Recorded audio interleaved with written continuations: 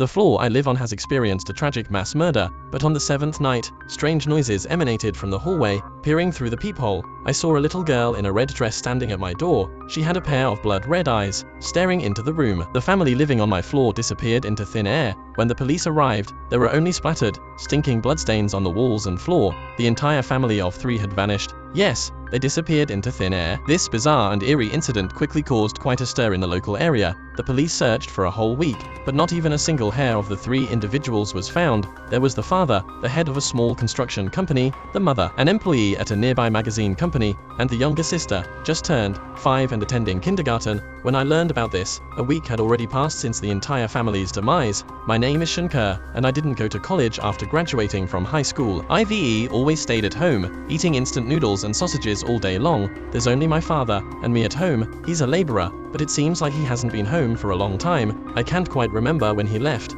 Lately, I've been feeling somewhat disoriented, perhaps due to spending all my time at home. I originally had no interest in these matters that didn't concern me, but the family involved in the murder-suicide incident happened to live right across from my house. Today is the 7th day since their deaths, and the weather happens to be unusually gloomy. Dark clouds cover the sky outside, and it's pouring rain. The entire floor seems to be in a strangely dormant state. Thud, thud, thud. Suddenly, there was a strange noise outside the door. My spine instantly stiffened, and I felt as though I had stopped breathing for a moment. Thud, thud, thud. The strange sound rang out again forcefully. My heart was pounding, and I glanced at the clock on the wall. It was almost 11:50, close to dawn. Bang, bang, bang. The sound in the corridor suddenly grew louder. I tiptoed to the door, holding my breath and peeking outside through the peephole. A red ball was bouncing off the wall in the corridor and rolling down the stairs. I breathed a sigh of relief, but the next second, I met a pair of blood-red eyes. I screamed, and my back was soaked in cold, sticky sweat. It was a dream. I quickly wiped the sweat from my forehead and looked at the clock on the wall. It was 11:50, the exact same time as in my dream.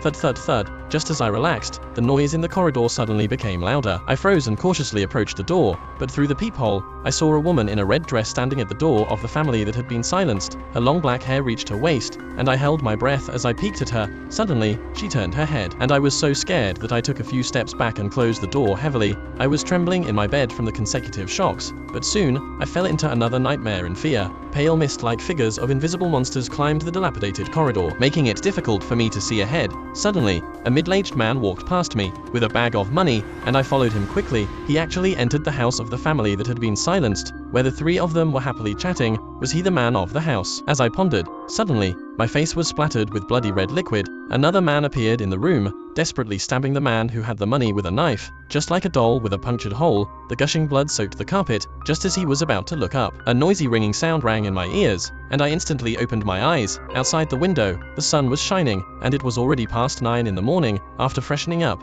I sat on the bed with lingering fear, and my stomach growled. My fridge was full of instant noodle packets, so I walked to the corridor and closed the door just as a long-haired girl passed by me, followed by a worker carrying a stack of chairs. Be careful. The chair in front of me wobbled, and I took a step forward to embrace the girl, but my head was met with a loud thud. The chair fell to the ground with a clatter, and I could now see the girl's face clearly. She was delicate and beautiful, with a worried look in her beautiful eyes. Are you trying to say okay? Don't worry, I am fine, I preemptively replied, and the girl paused for a moment before bursting into laughter. Several workers quickly picked up the chairs and went down the stairs. At the same time, I noticed the door opposite me open. I am moving. For my parents and my sister, the girl replied, her voice choking. The girl's name is Luo Shanshan, a college student who had just been admitted to our neighborhood, and she is the only survivor of the family across from us that was annihilated. She was also the girl I saw last night wearing a red dress, wearing red on the 7th day. I couldn't help but sigh at the girl's boldness. Luo Shanshan didn't initially tell me in detail, but after the events this morning,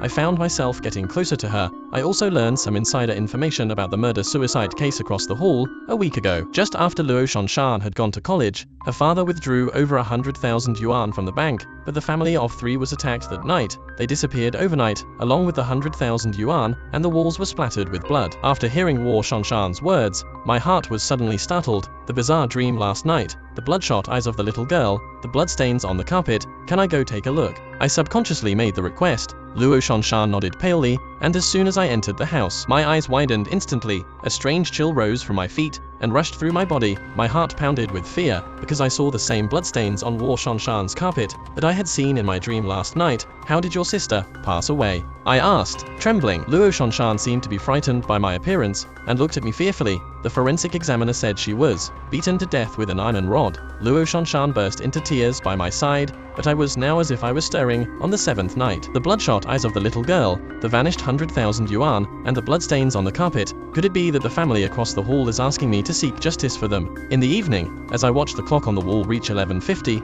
I closed my eyes on the bed. It didn't take long before I was surrounded by the eerie white mist. I looked around, and I was in a secluded construction site. There wasn't a single soul in the vast construction site, and suddenly, a figure emerged from the white mist. It was actually my father, who had gone to work in another city. Son, don't be sad. If you didn't get into school, you didn't. Let's eat first. He held 2 boxes of boxed meals, his forehead darkened by the sun under the safety helmet, but his mouth carried a simple and pleasing smile. I took the boxed meals in surprise, and my surroundings instantly changed again. 3 people lay in front of me like a broken doll, the blood from the little girl's mouth flowing down her cheek and wetting the carpet. I couldn't bear it and was about to wipe the blood from her mouth when she suddenly opened her eyes with a swish, staring at me, her eyes filled with bloodshot veins. I was so scared that I trembled and stepped back, and somehow, I had picked up the bag of money, which I then threw straight into the heating vent with a clatter. An annoying and piercing alarm clock rang in my ears again. I opened my eyes and immediately jumped out of bed, put on my clothes, and headed straight to Luo Shanshan's house. She was startled by my serious expression, and I completely ignored the bewildered looks of the workers around me, and headed straight to the heater in the living room. What's wrong? Shinker, in Luo Shanshan's scream. I took out the cloth bag from the heating vent. I threw it on the carpet,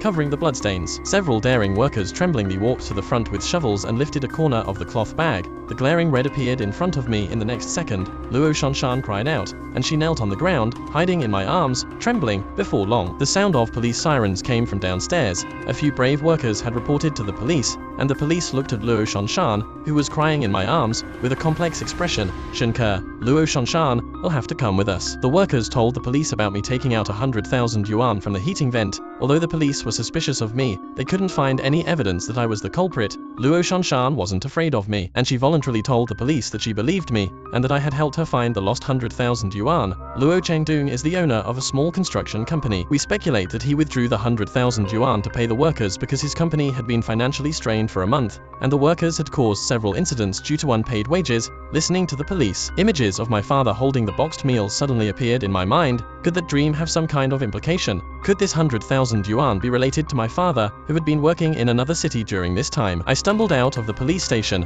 and almost fell to the ground, but Luo Shanshan quickly held me up. She looked at me, and I looked at her. Finally, I gathered the courage to hug her. To her slight trembling, Shanshan, I will help you find the culprit. Do you trust me? Luo Shanshan lifted her head from my embrace, her eyelashes slightly moist. I promised to help Luo Shanshan find her missing family members, and we agreed to go to my house together tonight because I told her I could dream of crime scenes. After the arrangement, I returned home to prepare, but as soon as I walked into the living room, a familiar voice came from behind me. I was completely stunned, and instantly soaked in cold sweat. I slowly turned around stiffly, and there were once again a pair of calloused hands in front of me, holding 2 boxes of boxed meals. I widened my eyes and looked up, and my father still wore the old safety helmet, but the smile at the corner of his mouth was full of strangeness. Son, you haven't eaten yet. You have to eat well before. I suddenly felt extremely dizzy, and the yellow safety helmet in front of me flickered with a strange yellow light. I couldn't hear what my father was saying, and my vision blackened, and I fell to the ground. A strange white mist appeared in front of me at some point, but this time, I was at Luo Shanshan's house. 100,000 yuan is a lot. Find a way to get it. Why do you need so much money? You can save up by working honestly at the construction site. The construction site. Could it really be my father? Son, are you okay? Doctor, he's awake. In my father's urgent call, I slowly opened my eyes. White walls, white sheets, and a doctor in a white coat. Was I in the hospital? A pair of old hands held onto me, and the yellow safety helmet had disappeared from his head. I leaned against the edge of the bed, and looked at my aged father. Feeling a wave of heartache, I suddenly remembered that my father had gone far away because I was sick, so he went to work in another city to earn some medical expenses for me, but that made him the prime suspect again. At night, Luo Shanshan came, and my father's expression even had a momentary stiffness when he saw her. This made me feel that something was off. I deliberately found an excuse to keep my father away. In my room, Luo Shanshan told me a lot about her family's private affairs. Even the locations of several construction sites that her father had contracted were all listed. I was somewhat surprised for a moment. I didn't expect Luo Shanshan to trust me so much. Which construction site did your father owe wages on? Luo Shanshan paused. It's the construction site where your uncle has been working, don't you remember? I was stunned. There was never such a memory in my mind. Father didn't go to work in another city, but at the construction site contracted by Luo Shanshan's father. Looking at my hesitation, Luo Shanshan tapped me on purpose. Shenke, we used to go to school together. You were in the class next to mine in high school. You can't have forgotten, right? I was completely confused by Luo Shanshan's words. I always thought that I met Luo Shanshan a few days ago. My memory had such a significant deviation. How could I forget? I laughed it off, took a look at the clock on the wall, and pulled Luo Shanshan's hand to lie down on the bed. Luo Shanshan lying beside me felt a little uncomfortable, and I turned my head to look at her. She had no expression, staring at my face, with an emotion in her eyes that I couldn't understand. What's wrong with you? Luo Shanshan then resumed her usual smile, closing her eyes and saying to me, let's begin. I listened to the even breathing beside me, and the faint smell of laundry detergent emanating from her, and soon I found myself in a strange environment again. There was some white powder on the ground, and the concrete being poured not far away looked particularly lonely in the white mist. Suddenly, the cement truck not far away made a strange roar, and the rumbling sound made my heart pound with fear.